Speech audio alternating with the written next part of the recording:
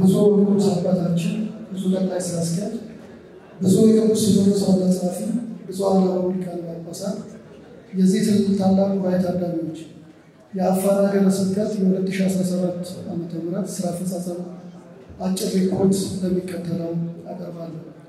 የብፁዕ አቡነ ዳንኤል የሀገረ ስብከታችን ሊቀ ጳጳስ ሐዋርያዊ ጉዞ በተመለከተ በዓለ መስቀልና በዓለ ጥምቀትን በአዋሽ ከተማ በመገኘት በበዓሉ ላይ ለተገኙ የሶስት አድባራት ካህናትና ምዕመናን ቃለ ምዕዳንና ቡራኬ ሰጥተዋል። እንዲሁም በሀገረ ስብከቱ የሚገኙ አብያተ ክርስቲያናት በሚከበሩ የንግስ በዓላት ላይ በመገኘት ቃለ ምዕዳንና ቡራኬ ሰጥተዋል። ለ8 ዲያቆናት የቅስና ለ42 ሕፃናት የዲቁና ማዕረግ ሰጥተዋል። በሀገረ ስብከቱ ከጥቅምት 30 እስከ ህዳር 2017 በሀገረ ስብከቱ አጠቃላይ ሰበካ መንፈሳዊ ጉባኤ 16ኛ መደበኛ ስብሰባ ላይ በመገኘት አባታዊ መመሪያና ቃለ ምዕዳን ሰጥተዋል። ለነዚህም የተሻለ ስራ አፈጻጸም ላሳዩ አጥቢያዎች የማበረታቻ ሽልማት ተሰጥቷል። በ2017 በጀት ዓመት የስራ አፈጻጸም ሪፖርትና የ2018 እቅድ በመገምገም አባታዊ መመሪያ ሰጥተዋል። በከፊል የተዘጉ 2 አብያተ ክርስቲያናት እንዲከፈቱና ለምዕመናን አገልግሎት እንዲሰጡ ተደርጓል። በ2017 የምርጫ ዘመናቸውን ለፈጸሙ የሰበካ ጉባኤ አባላት በቃለ ዓዋዲ መመሪያ መሰረት ምርጫ ተካሂዷል። አዲስ ለተመረጡ የሰበካ ጉባኤ አባላትም የስራ ድርሻቸውን እንዲያውቁ ስልጠና ተሰጥቷል። መንፈሳዊ ህዝባዊ ጉባኤያት በተለያዩ አካባቢዎች ሲዘጋጁ ከሚመለከታቸው የቤተክርስቲያን አካላት ጋር በደብዳቤ ይደረግ የነበረው መደበኛ ግንኙነት በስልክ እየተተካ ስለመጣ የመረጃ ክፍተት እየተፈጠረ ስለሆነ የመረጃ አያያዝና ተግባቦትን ማጠናከር እንዲቻል ጠንከር ያለ መመሪያ በማስተላለፍ አፈጻጸሙን መከታተል ተችሏል። ግንኙነቱን መደበኛ ሆኗል። በዚህም ታላላቅ ጉባኤያት ተካሂደዋል። በንግስ በአብይ ጾምና አበይት በዓላት የስብከተ ወንጌል ስምሪት ተካሂዷል። በወረዳ ደረጃ የተቋቋመው የሰንበት ትምህርት ቤት አንድነት ጉባኤ እንዲጠናከር አስፈላጊው ድጋፍ ተደርጓል። በሀገረ ስብከቱ የሚገኙ አድባራት የሰንበት ትምህርት ቤት ወጣቶች በጾታና በዕድሜ ደረጃ እንዲመዘገቡ ተደርጓል። በሰንበት ትምህርት ቤት መደረጃ መመሪያ ለሰንበት ትምህርት ቤቱ በየደረጃው የተዘጋጀውን ስርዓተ ትምህርት ለ15 አብያተ ክርስቲያናት እንዲደርስ ተደርጓል። በነሐሴ ወር 2016 በአዋሽ ከተማ ለሀገረ ስብከቱና ለወረዳ ቤተ ክህነት ሰራተኞች፣ ለአድባራትና ገዳማት አስተዳዳሪዎች፣ ለሰበካ ጉባኤ ተወካዮችና ለተመረጡ ዕቅድ ባለሙያዎች ለ2 ቀናት በመሪ ዕቅድ ዙሪያ ከጠቅላይ ቤተ ክህነት በተላኩ የመሪ ዕቅድ ባለሙያዎች ስልጠና ተሰጥቷል።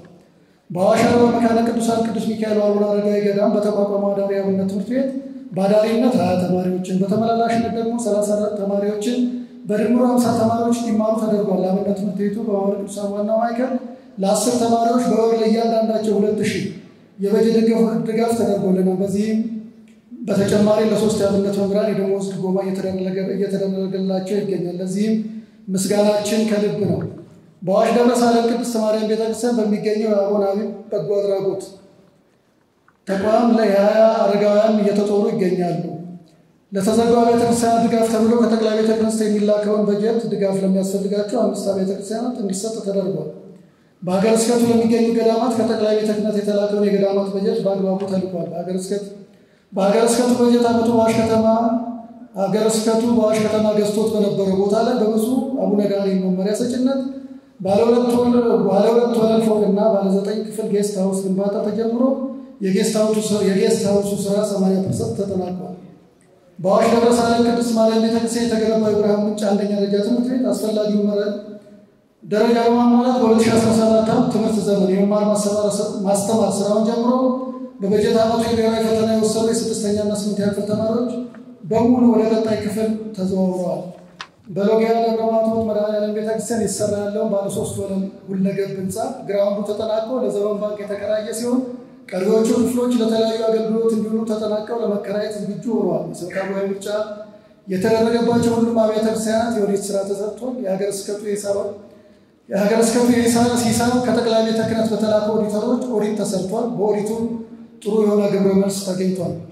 በሀገረ ስብከቱና በሀገረ ስብከቱ በአጥቢያና በወረዳ ደረጃ 2 ኃላፊነት የያዙ ሰራተኞች አንዱን እንዲመርጡ በማድረግ የሰራተኛ ሪፎርም ስራ ተሰርቷል። ምስጋና ለአዳሪ አብነት ትምህርት ቤትና በሀገረ ስብከታችን በተፈጥሮና ሰው ሰራሽ ችግሮች ማለትም በመሬት መንቀጥቀጥና በጦርነት ምክንያት ለተዘጉ አብያተ ክርስቲያናት ማስከፈቻ ገቢ ማስገኛ ባለ 2 ወለል ፎቅና ባለ 9 ክፍሎች ጌስት ሃውስ እያስገነባ ላለው ለገብ ህንፃ በጠየቅነው ድጋፍ መሰረት ድጋፍ ያደረጉልን አህጉረ ስብከቶችን የታላቅ ጉባኤ እንዲያመሰግንልኝ በታላቅ ትሕትና እየጠየቅኩ እንደሚከተለው አቀርባለሁ። የወላይታ ሀገረ ስብከት 200 ሺህ ብር ድጋፍ አድርጎልናል። የምስራቅ ሸዋ ሀገረ ስብከት 100 ሺህ ብር፣ ብፁዕ አቡነ ሩፋኤል 100 ሺህ ብር፣ የሲዳማ ሀገረ ስብከት 50 ሺህ ብር፣ በባሕታዊ ገብረ መስቀል የሚመራው የበጎ የትምህርት ማስፋፋት ድርጅት 60 ሺህ ብር ድጋፍ አድርጎልናል። የዘመን ገቢ በተመለከተ የ2016 ዓመት የመንበረ ፓትርያርክ አጠቃላይ ሰበካ መንፈሳዊ ጉባኤ ድርሻ 35% 2,442,423 ሲሆን የ2017 ዓመት የመንበረ ፓትርያርክ አጠቃላይ ሰበካ ጉባኤ 35% ድርሻ 3,157,274 ብር ከ58 ሳንቲም ሆኗል። 2017 በጀት ዓመት በጠቅላይ ቤተ ክህነት 30% ድርሻ ገቢ ከ2016 35% ገቢ ድርሻ ጋር ሲነጻጸር በብር 714,851 ብር ከ58 ሳንቲም ብልጫ ያሳያል። የመንበረ ፓትርያርክ ድርሻ 3,157,274 ከ58 ገቢ ያደረግንበትን የባንክ ደረሰኝ ብፁዕ አቡነ ዳንኤል ሀገረ ስብከታችን ሊቀ ጳጳስ ለብፁዕ ወቅዱስ አባታችን እንዲያስረክቡልኝ በታላቅ ትሕትና እጠይቃለሁ። አመሰግናለሁ።